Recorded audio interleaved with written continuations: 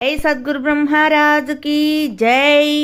శ్రీ అచలానంద సంపూర్ణాంబ సమేత శ్రీ పరిపూర్ణానంద ఎర్రగుంట సుందర్రామయార్య రాజయోగి సద్గురు బ్రహ్మరాజు की జై. శ్రీ అభయానంద చిట్టేటి కోదండరామయ్య తండ్రికి జై. శ్రీకృష్ణ దేశికేంద్రుల వారిచే విరచితంబైన క్షరాక్షరోపాధి ద్వయదోషరహిత పరమతత్వ కందపద్యములు 155, 156. అందరి మాటల కురికే వెందుకు, నా మాట నమ్ముమిదే చాలును. ఈ అందరు లేని బయలుగని, ఎందున నీలేమి నెరిగి ఎరిగితే సరిరా.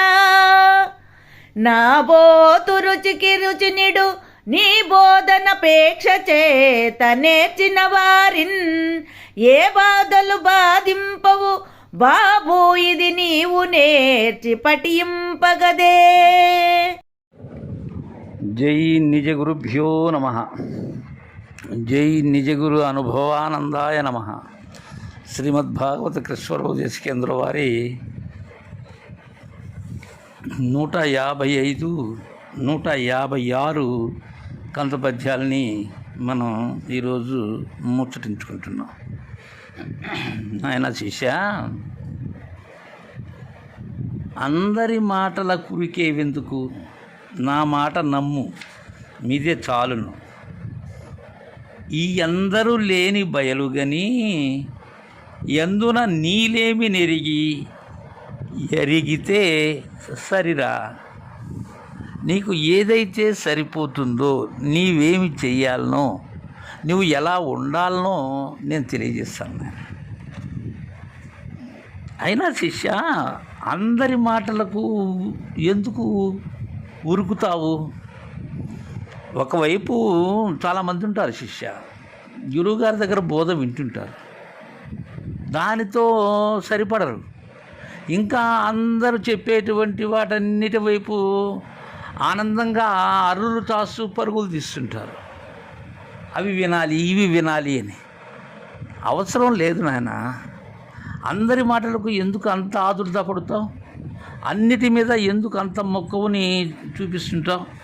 అందరి మాటలు, వాటి కోసం ఎందుకు వ్యర్థ ప్రయత్నాలన్నీ చేస్తుంటావు? అవన్నీ తెలుసుకుంటే వచ్చేది ఏమున్నది? ఏమీ రాదు శిష్య. నా మాట నమ్ము మీదే చాలును. మద్గురుదేవుని వాక్యం ఏదైతే ఉన్నదో, ఉన్న మాట తెలియజేస్తాను నేను. ఏది లేదు అనేటువంటి విషయం తెలియజేస్తాను. కాబట్టి నా మాటని దృఢంగా నమ్ము, ఇది చాలు. ఇంకా వేరే అందరి మాటలకు నీవు వెళ్ళవలసినటువంటి అవసరమే లేదు శిష్య. అయితే నా మాటల ద్వారా ఏం తెలుస్తుంది నీకు? ఈ అందరూ లేని బయలుగని, అందరూ ఉన్నది ఏమైనది? అవకాశం ఇచ్చిన ఆవరణమై ఉన్నది. అదే భూత మిశ్రమ బయలుగా ఉన్నది. అయితే భూత మిశ్రమంలో ఈ అందరూ ఉండబడేటువంటి సర్వచరాచర జగత్తంతో లేకుండా ఉండబడేటువంటి బయలుని చూడు. భూత సమ్మిశ్రమైనటువంటి దానిలో నుంచి భూత సమ్మిశ్రము లేకుండా ఉండబడేటువంటిది ఏదైతే ఉన్నదో అది నాయన పరిపూర్ణం. దాన్ని దర్శించి అప్పుడేమవుతుంది? అందున నీ లేమిని నీవు ఎరగగలవు.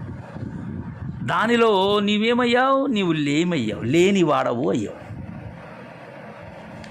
అది నీరేమిని కాన ఎరిగినట్లయితే ఇక నీవు అరగటం అంటే లేకపోవటం.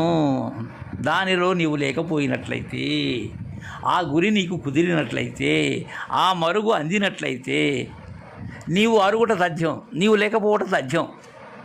సరిరా, అది నాయన సరైనటువంటి బోధ. అంతేగాని అందరి మాటలకు ఉరికి పడవాకు.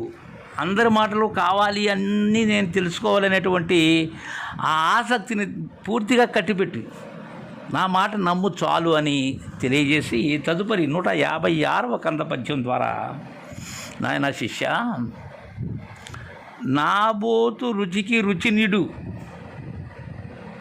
నీ బోధ నపేక్ష చేత నేర్చిన వారిన్ ఏ బాధలు బాధింపవు బాబు, ఇది నీవు నేర్చి పఠింపగదే. దీని నీవు చక్కగా నేర్చి చదువు నాయన. నేను ఏ విధంగా అయితే తెలియజేస్తూ ఉన్నానో తద్విధానంగా నేర్చి చదువు. దీన్ని నిత్యము చదువుకో శిష్య, దీన్ని అలా పఠించు. ఇది ఎలాంటిదంటే శిష్య, నాబోతు రుచికి రుచినిడు.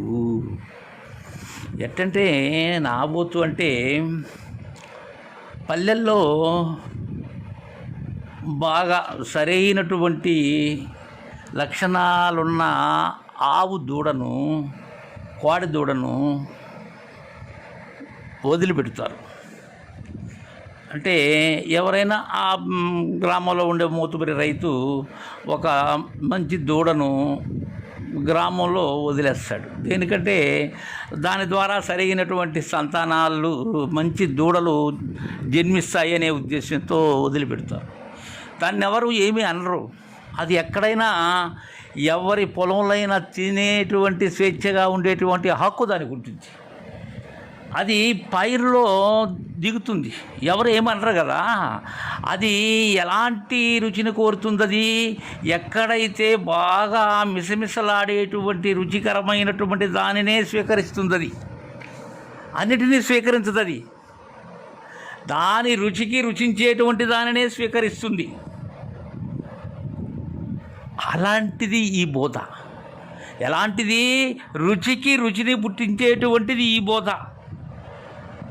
ఇంకా చెప్పాలంటే నా బోధ ఎలాంటిదంటే రుచికి రుచించేటువంటి బోధ అని చెప్తున్నారు కృష్ణప్రభు దేశికేంద్రుల వారు. నా బోధ రుచికి రుచిస్తుంది. ఏ విధంగా? ఆ పట్ల ఎద్దు ఏదైతే ఉన్నదో ఆ కోడె తనను ఎవరు ఏం చేయలేని అత్యంత రుచికరమైనటువంటి రుచికి రుచించేటువంటి పైరును మేస్తుంది. అది అట్లా ఈ బోధ ఎలా ఉంటుంది? ఇది రుచికి రుచించేటువంటి బోధ. ఆ రుచి తెలిసినటువంటి వారికి రుచికి రుచినిడును.